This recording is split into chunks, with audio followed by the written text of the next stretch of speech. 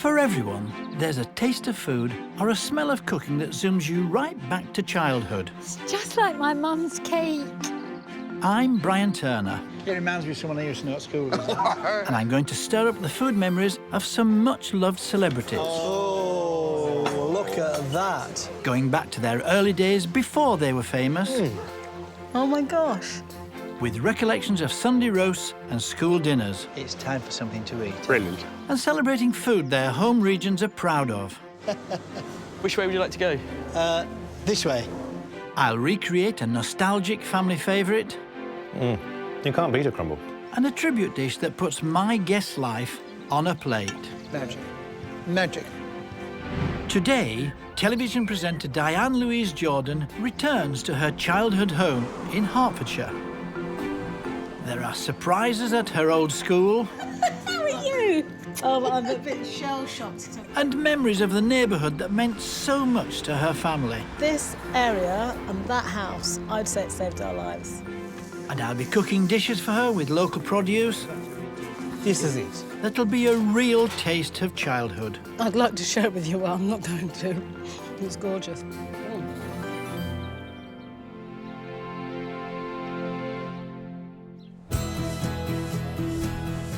Today, I'm in Hatfield, where I'm going to be finding out about the food memories of Diane Louise Jordan. Which do you fancy? Which is your favourite? All of them. How did I know you'd say that? Diane's best known today as a presenter of Songs of Praise. But back in 1990, she landed one of the best jobs in television when she became a Blue Peter presenter. It's only 3 weeks to go before the clocks go back and the stark evenings start drawing in. And what does that mean? We'll all be switching on more lights around the house. Today, I'm going to find out all about her food memories and use them as the inspiration for two special dishes I'm going to create just for her. Well, my mouth's salivating already. Diane was actually born in Hackney in East London in 1960. Her parents, Harold and Norma, had both travelled from Jamaica to London, where they met and married in 1956. My mum, all her sisters, they came here for their training as nurses and midwives and things like that, and then they went back to Jamaica. So I think the plan for my mum was to go back. But she met my dad, and then I always go, oh, how romantic, you fell in love. She went, no, we didn't fall in love, he just kept pestering me and I gave in. And I'm like, I'm so glad you gave in, because, hey, I wouldn't be here. Exactly that. Harold and Norma settled in Hackney, where they began raising their family in a one-bedroom flat. But in the 50s and 60s, London could be a very unfriendly place for new arrivals. I do remember, overridingly, that it was a very cramped place, that we felt sort of a bit unwelcome. I remember being in the butcher shop with... I'm a vegetarian now. Oh, butcher shop. But I remember being in the butcher shop with my mum, and we'd have to wait at the back until everybody else was served, and then we got served. And at night, we used to... it was during that time when there was all those sort of riots happening in Notting Hill, and you know, it was quite tough. And so my mum and my dad, to keep us children safe, they'd put us on a mattress right under the window, because there were stories of stones coming through the homes of Caribbean people. So the stones would come through, if, say, a brick came through the window, it'd miss us. Yeah. So there was this sort of backdrop of anxiety. At night, we always taped up the letterbox as well, just to make sure nothing came through there. So the outside world felt quite scary. Diane's dad was determined to find a better home for his family outside the capital and settled on Hatfield, 20 miles north of London. Hatfield was one of the many new towns that were built across the country after the Second World War. They offered modern homes, set in peaceful neighbourhoods, complete with all the facilities young families could want. I can't work out what made me more happy. The happiness on my mum's face, the smile, I mean, it was like all the weight of the world had just left her. And I do remember that. I just remember my mum being happy, and obviously my dad was chuffed to pieces. Diane spent her whole childhood in Hatfield. I want to find out what it was like growing up here and what part food played in her life when she was young. So why are we actually in this particular shop? What does this mean to you? Well, when I was younger, you know, when I started senior school, I was then allowed down the town because we used to live at the other end of the town. Okay. And it was only probably about 2 miles away, but it felt like another city.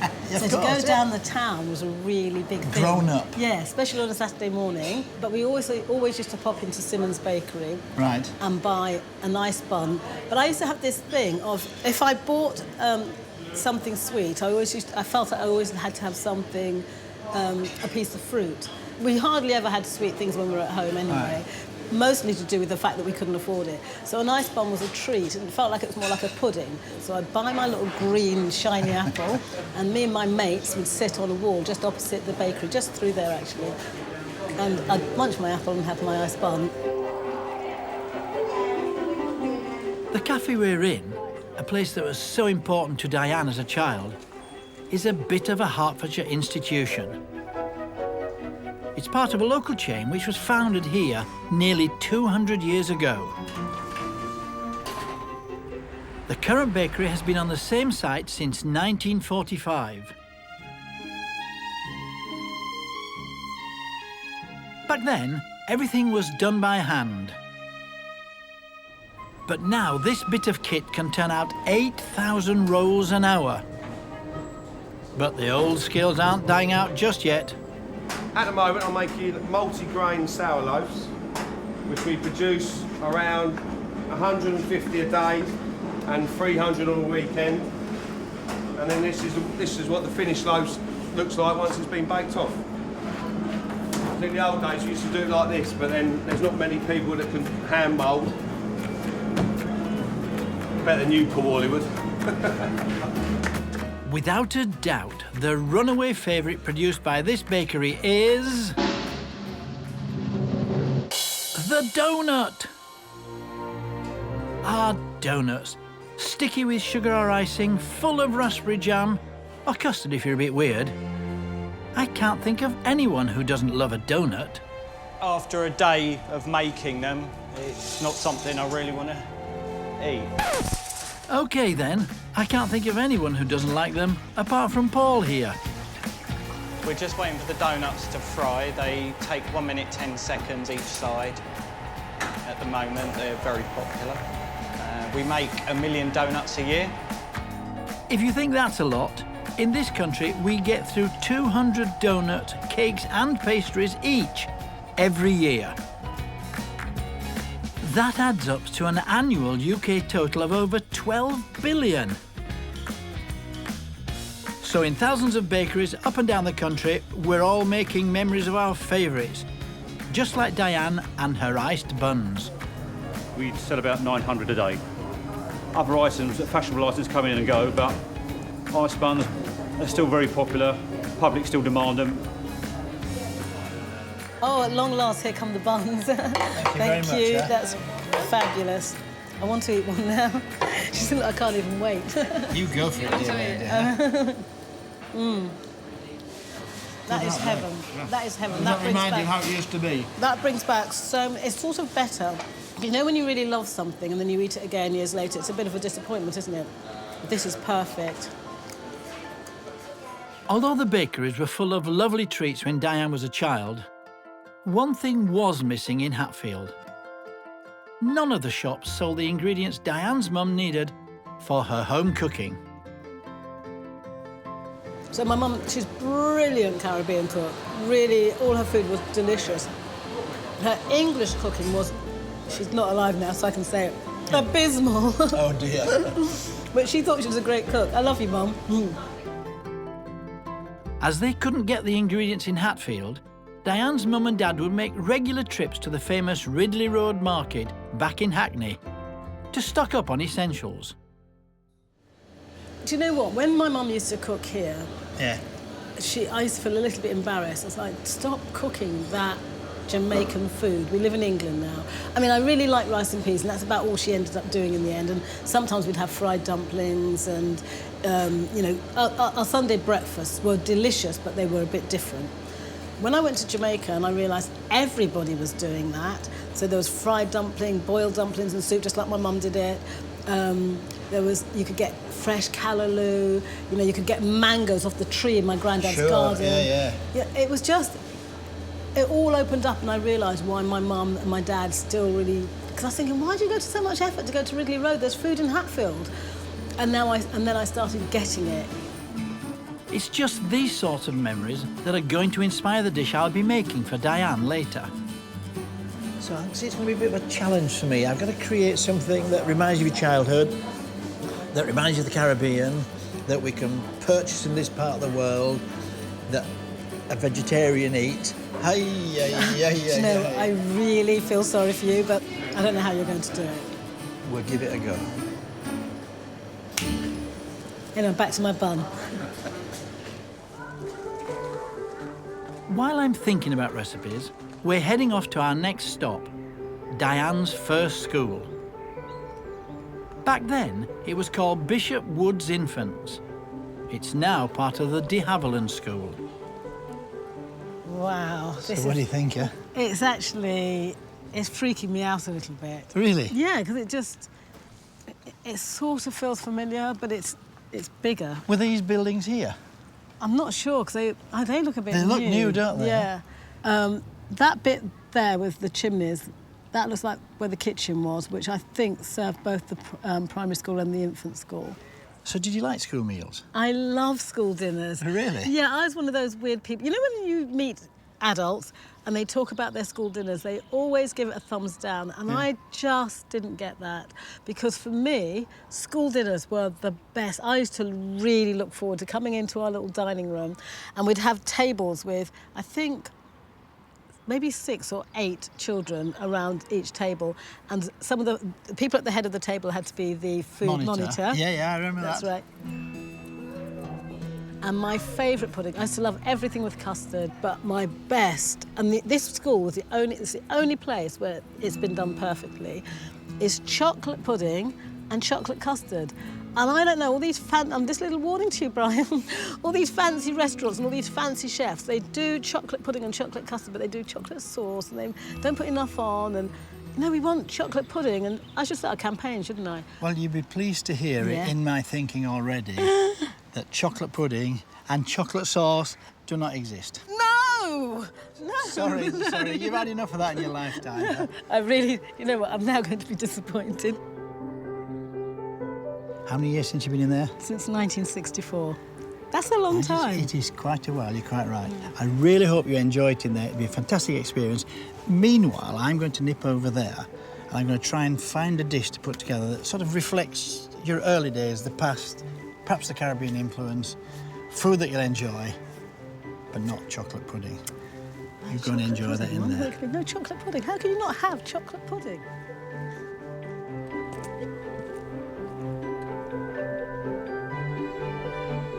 Oh my gosh. It's a really weird feeling. This is our school hall. And we used to come in here for assembly. It doubled up as a gym. I wouldn't be surprised if that's exactly the same climbing frame and stuff that we had before. I'm actually shocked that I feel like crying. I'm so shocked that I feel like this. I'm really happy to be here. But I think it feels like your life is literally flashing by you. And my memory's not very good, and I'm shocked at how much I really did remember this room. And it just makes me feel really nostalgic for my childhood. It was a really nice childhood. We had I had a great experience here. I think all children should have at least the experience I had. We really felt cared for. Coming into assembly, which we had every day, I really believe that assembly is a great thing because it sort of settled you, no matter what you came from. It was a moment in the day where everyone could just be still for a while and sort of catch their breath before going off into their classrooms. And for me, that really helped, and I still like really quiet mornings now. We've set up the kitchen in the playground, where I'm going to create a vegetarian dish inspired by Diane's memories of the Caribbean food her mum used to make. First thing I'm going to do, I'm going to make some fried dumpling batter. So, strong flour goes in there. I'm going to take about 4 grams, almost a teaspoon, of quick dried yeast, and then the water goes in.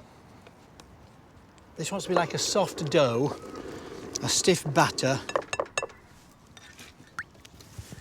and put it in a warmish region to just prove a little bit. It takes about 20 minutes, half an hour. It will depend on where you put it and the temperature. It's lovely and warm here today. It'll take some holding.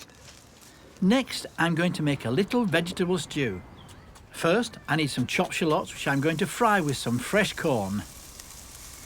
Now I want a bit of colour in there. I've got this lovely green pepper. So that goes in there. Lovely colours already there. We want to sweat those off a little bit. Whilst we're doing that, I've got these tomatoes. I've taken the seeds out. I've kept the skin on. I'm going to put those into my stew in a moment, so they'll actually start to melt a little bit, give lovely flavour, lots of lovely colour. My vegetable stew needs just a couple more ingredients. OK, so I'm going to put some vegetable stock in there. I'd often use chicken stock personally, but we must remember Diane's a vegetarian, so a bit of vegetable stock in there. And a bit of double cream. Salt and pepper. And then the tomatoes go in there and we just leave this to cook out.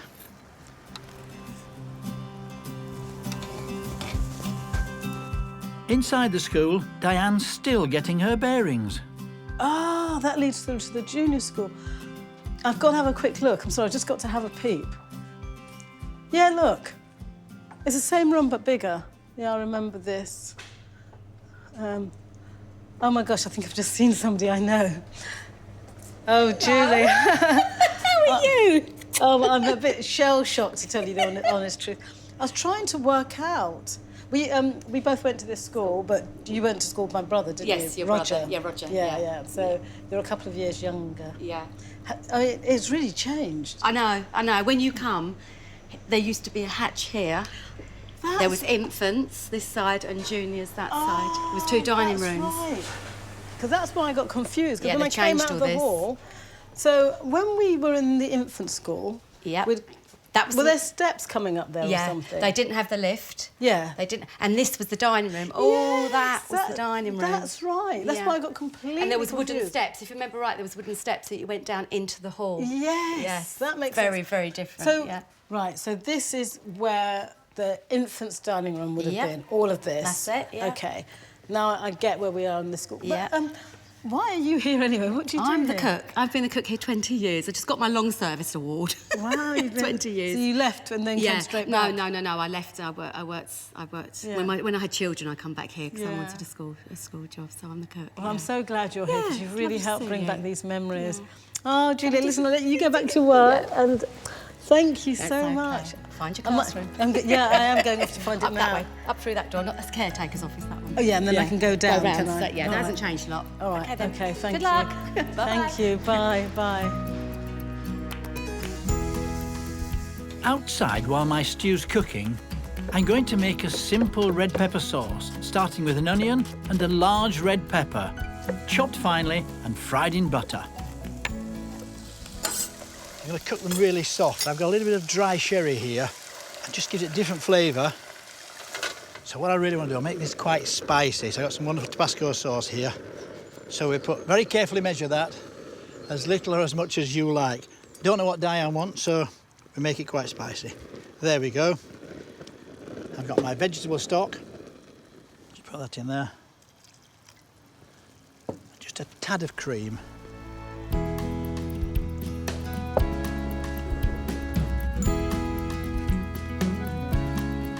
Yeah, this is my classroom, but they've changed it. Mrs. Wheatley would sit down here. She'd greet us at the door. She was so lovely. Sitting here, because it feels familiar, this is a nice feeling because I remember this bit. But where's the blackboard gone? That was a real sign of my classroom. And I used to like watching Mrs. Wheatley. It's like all teachers had special handwriting that worked perfectly on blackboards. I felt really safe here, particularly in this classroom. Yeah, I adored Mrs. Wheatley. She's what teachers should be. She even looked like a teacher, you know, dark curly hair and brogue shoes and, you know, Aran cardigans and tweedy skirts. She was like a proper teacher. We're born with great creative imaginations, but to be in a place where you can really, that can be nurtured is so important.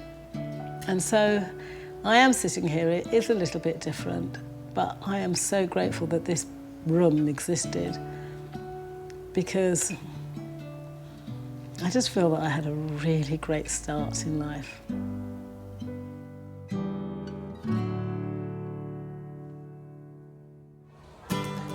The stew and the sauce are ready. It's nearly time to plate up my Caribbean feast. I made a simple but vibrant vegetable stew with corn, tomato and green pepper, cooked together with some vegetable stock and cream. And alongside it, I've made a quick red pepper sauce with just an onion, some garlic, a red pepper, stock, cream and a splash of sherry. I do hope this dish will bring back memories of childhood for Diane, especially once I've put on the finishing touches. Hi, Brian. Dear lady, how was that? That was emotional, seriously. It was, I think I went through every gamut of emotion you can think of. Did you cry? No. No, you don't have to say it. I thought lovely experience. I hope you really enjoyed it. Yeah. Now, I've prepared this dish, which I hope will smell of the Caribbean, the dishes that your mum talked about, perhaps she didn't cook.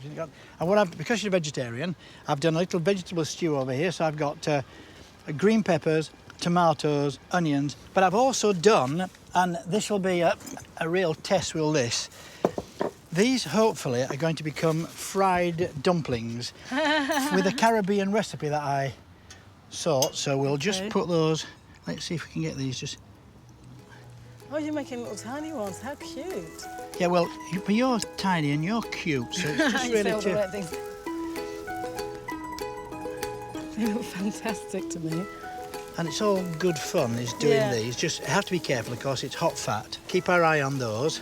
So whilst that's happening, just this parsley, just got to be chop it at the last minute so that you get those lovely colours staying there, get the lovely flavours.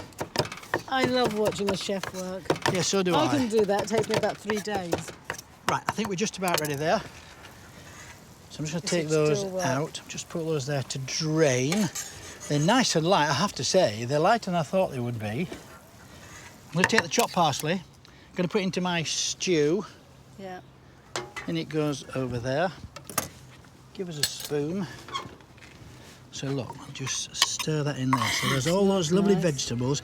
It looks lovely. So look, so that goes in the middle of the plate. Well, so there I've made a sauce here. But normally with electricity, I'd blitz this, it'd be a bit finer. But actually, it's chopped nice and fine. So we just put that to corner. It's red peppers. There's sherry in there. Great. You're a very brave man leaving this food so close to me. It's all right, dear. I've got you under control. And nice little dumplings. I'm just going to pile them on top. So gorgeous. And just got my little bit of... I hope this will be a nostalgic return to the Caribbean for you.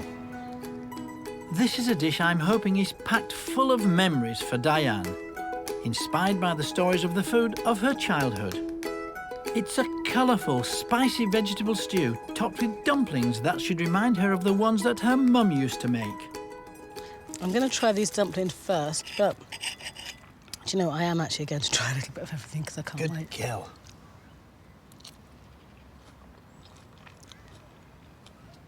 I'm not sure I like that laugh. I was always told not to speak with my mouth full. It's not funny you got bags of space in there. Yeah, but if I wasn't married, you'd be my husband. Yeah. This is gorgeous. This is absolutely gorgeous. It may not be 100% Caribbean, but does it have certain nostalgic thoughts of the Caribbean? Well, the dumplings, they look a bit like a fritter. Mm-hmm. And then I love the lightness of them. It's just nice, because it reminds me of my mum's cooking, but it's advanced a little bit. Oh, so sweet. No, it's true. And I think that's what all good cooking should be like, shouldn't it? Evolution, you're quite right, huh? Mm. I'd like to share it with you, but I'm not going to. It's gorgeous. I'm really glad to have been able to cook a taste of the Caribbean for Diane and bring back some happy memories of her mum's home cooking. But imagine if you moved to a place where you couldn't buy any British basics like potatoes, carrots or onions, those wonderful root vegetables. You'd soon miss them and familiar recipes. But you might come up with the same solution as farmer David Wanaka. David trained as a journalist in Zimbabwe. However, in 1991, he and his wife fled their homeland to move to the UK. Once here, he found it difficult to get a job in his chosen profession. But one day, he had an idea that changed his life completely. I've come just 10 miles down the road from Hatfield to Enfield to meet him. You haven't always been a farmer. How did it all start? When I came over to this country, I started missing the food that I used to eat back home. So it came to a point when I thought, what should I do? Should I continue missing the food or do something? That's when I then started experimenting to grow some of the foods that I grew up eating in Zimbabwe. What were the kind of things that you missed the most? I would have to say I missed the most white maize. I know most of you don't know it, but I personally missed it when I came to the UK, and it simply wasn't available. So that's actually what drove me into farming. White maize is a bigger, chewier cousin of sweet corn, and it's one of the staple crops in southern Africa. So was it easy to grow maize in the first place? Well, absolutely not. It was very difficult to, such that it took me something like well over 6 years to try to get a crop because I was growing seed from various countries. And maize itself is a tropical crop. So it really needs a warm summer, and at the same time, the summer has got to be long. So it really took me a long time for me to get to know what to grow. David now produces enough vegetables to supply his farm shop and butchers, where his homemade African-style sausages are a big seller. As business has expanded, he's begun growing a variety of vegetables, including pumpkins, squash and mustard leaves, all grown in his greenhouses. And he's promised me some kale to take away. I think I might have bitten a bit more off than I can chew here. All right, there you go. This is it. Now, this is not kale as I know it. It's got smaller leaves, which I can see those small leaves, and it's deeper green. Yeah, there are so many varieties of kale, so, well, this is just one of them. Right, OK. And what would you eat? You would eat this, the just leaf bit? Just the leaves, yeah. I mean, just maybe from there. Right. Yeah, this bit, boil it, yeah, just like spinach. OK. David still grows fields of the vegetable that started it all. It's early in the season for white maize, but some of the crops are already as tall as me. It's like being in a jungle, isn't it? Yeah. It's fantastic. Yeah, so this is probably a month away from harvesting. Right. And like all things, they're better eaten fresh when they've just been harvested. They're lovely, young, tender, sweet. Actually, one thing with maize is maize has got a shelf life of 1 day, unlike sweet corn. Oh, really? Yeah, just 1 day. You got to pick it, either cook it or boil it on the day. Yeah, so that's how difficult it is dealing with maize. And actually in Mexico, where maize originates from, they used to say that if you want the best taste out of maize, you make sure you boil the pod first. Really? Pick it, then put it straight in the pot? Exactly. When it's ready, some maize will be sold fresh. The rest will be frozen. In the meantime, David's wife Brenda has invited me to try some of their other produce. That looks wonderful, huh? That's the Burgos sausage. Ah, Burgos, no, South Africa and Zimbabwe. You're very proud of your Burgos. Yes. Well, very good. Then you've got these squash leaves or pumpkin leaves there. Very good, very good. I feel really guilty. You haven't eaten anything, and me, I've never stopped eating. I can completely understand what drove David to grow a taste of his homeland. For me, life without spuds wouldn't be worth living. I'm going to be using some of David's wonderful vegetables as part of the tribute dish I'm going to make for Diane in the street she grew up in.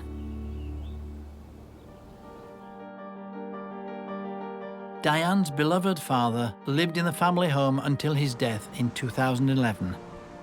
This is the first time Diane's been back since. There it is.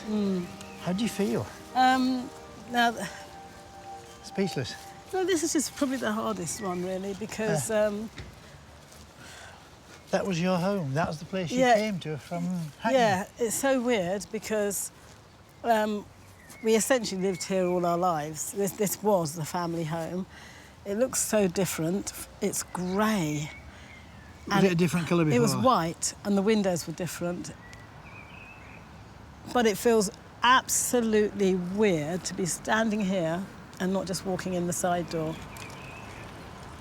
I just used to come and let myself in.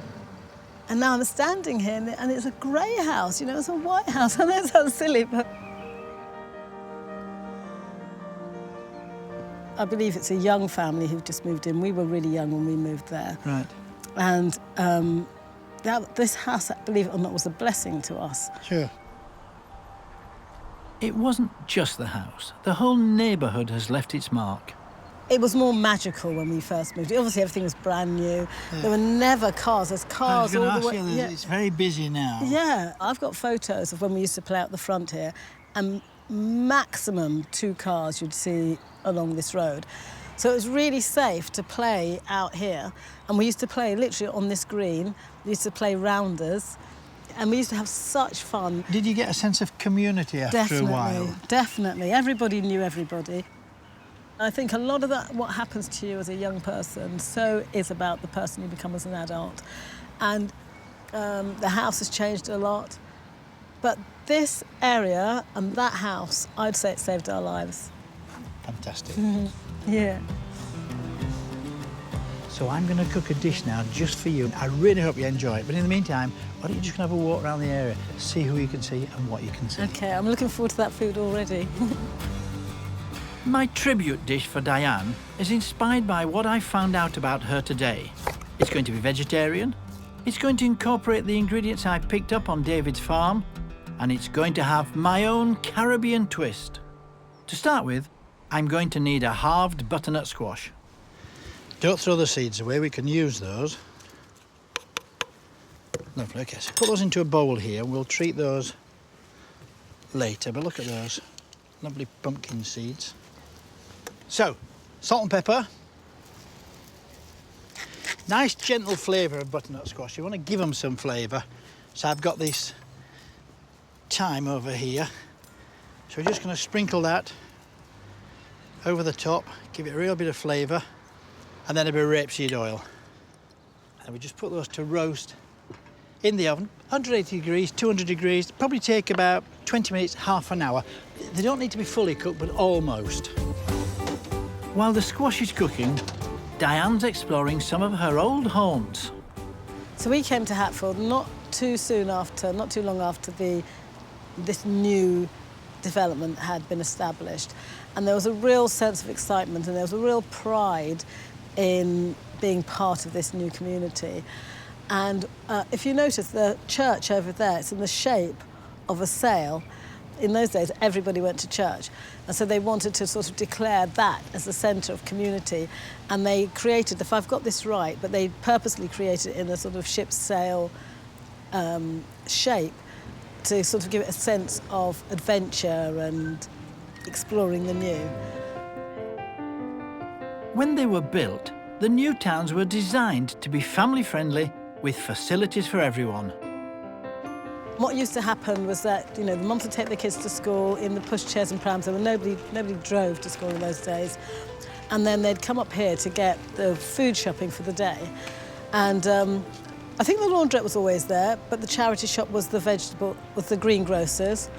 There's a taxi shop, and that used to be where that was a cake shop. So I used to get ice buns there as well. We may have started the day with an iced bun, but we're going to finish with something savoury and spicy. I've already got a butternut squash roasting in the oven.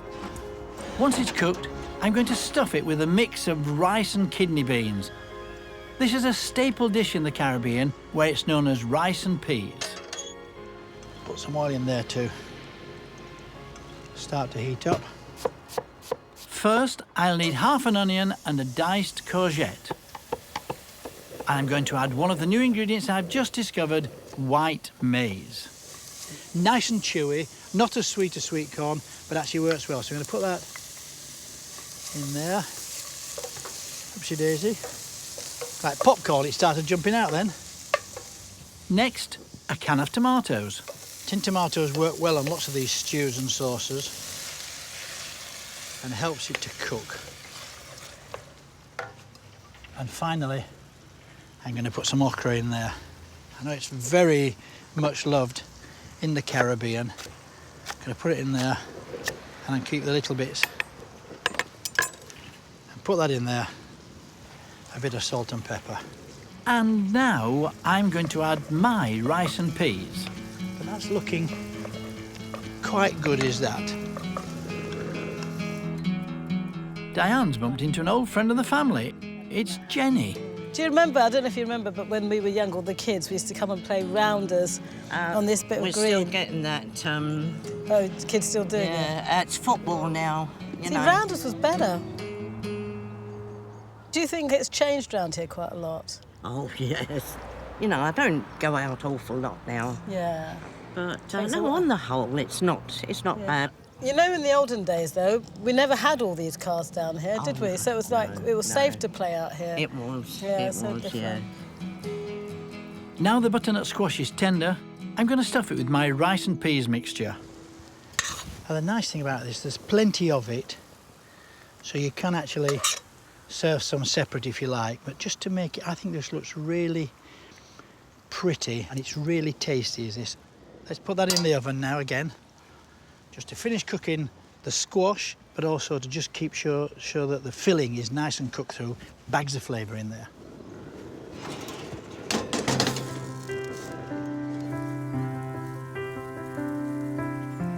Well, this old tree really brings back very special memories. When I was younger, at one stage there were 4 children in our little house, and Mum and Dad and obviously all our friends used to pop in and out, so it was quite a busy house at times. And so I used to just always look for those little nooks and crannies where I could just pull myself away and just have some me time. And this place here under the willow tree was only about 50 yards away from the house. So quite often I'd just nip out with jam sandwiches and my book to read, or sometimes some sketching. And I'd literally just sit here on a day just like this with the sun just pouring through the leaves and feel so contented.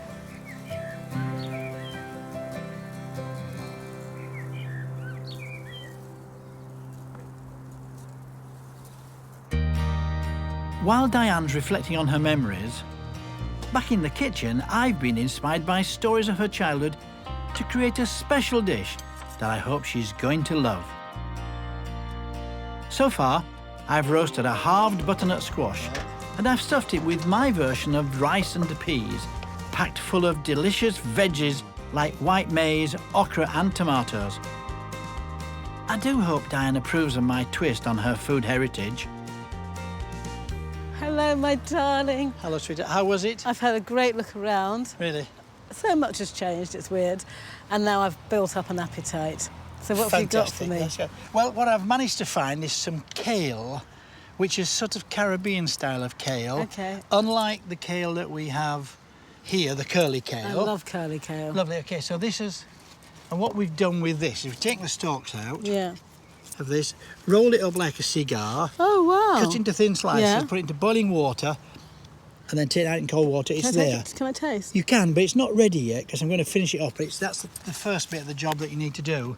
And I'm going to serve the kale with whatever I've got in here. Salt and pepper in there, and I've also got somewhere a bit of nutmeg. Oh, gorgeous. That I think just actually works Yeah. nicely. So we'll just leave that to heat up. I've also made a green banana salad. I boiled them in their skins for 20 minutes, then peeled and chopped them into chunks. I added lime juice, the crunch of grated cucumber and onion, and a little fresh chilli. And so now is the time to reveal what I've actually cooked for you. We're going to put all this lot together. Yeah, I can't wait. Coming out that me neither. Oh, that looks nice. Butternut squash, roasted and stuffed with rice and beans, okra, a courgette. So the rice and beans is sort of like it's based on the rice and peas type of... Based on that kind of dish there. Yeah, Yes, that's because absolutely right, I mean, it's so funny. I used to say to my mum, you use kidney beans, you use, all sorts of different beans, but you call them peas. Why? She said, don't ask me any silly questions. Well, exactly, and I totally agree with your mother. The kale goes on. It's really not just tasty, but it's healthy as this Yeah, kale. I love kale. And I just think the colour... It's gorgeous, isn't it? ...is lovely. So I'm going to take... That goes on there, like that looks nice. And then I've just got this added extra. Whatever you do, don't spill them on the floor. These are the actual seeds Oh, yeah. that I've just roasted. Wow, I would have thrown those away. Well, that most people would do, but actually they're very good for you. They're very tasty. They've got a really nice crunch to them. Just put some salt on there. Right, okay. Just wow, sprinkle that. I love that idea. Like that. Now, that's my hot tip for the day. Well, there you because go, you normally see? just waste it. There's nothing to be And wasted. then that goes on there. Great. Just a little bit to make it look pretty. Et voila! My tribute dish for Diane is butternut squash served on kale, stuffed with my twist on rice and peas, and I'm serving it with a green banana salad. I do hope Diane enjoys my version of Caribbean flavours. So can I delve in? Please, yes. Over here first. Okay. I want to know how you think of this.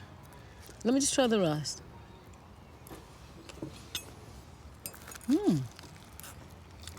Oh, this is flavoursome.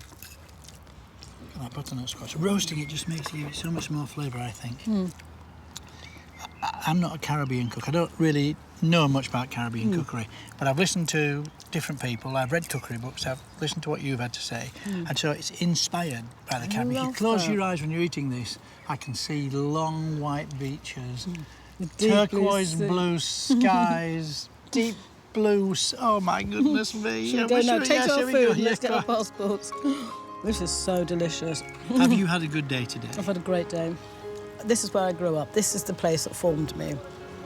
So it's so special coming back to do that. I can't express how much I love eating.